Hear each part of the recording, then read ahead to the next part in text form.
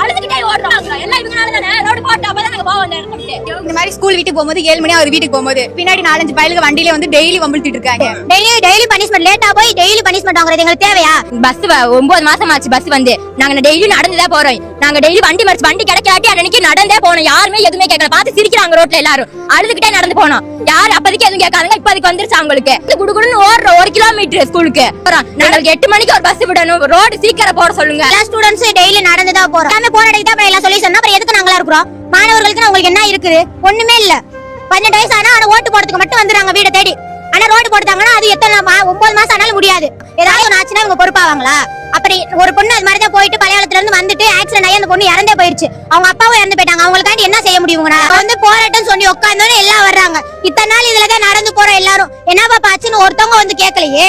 தென்னந்தோப்பு இருக்கிறனால எல்லாம் சரக்கு வாங்கிட்டு வந்து அங்கிட்ட வச்சு அடிக்கிறாங்க, வம்புழுக்குறாங்க. அதுல நடந்து வரும்போது நாங்க மட்டும் தான் நடந்து போறோம். பின்னாடி யாரும் துணைக்கும் வரதும் இல்லைங்க. பின்னாடி வந்து அதனால எங்களுக்கு பஸ் வேணும்.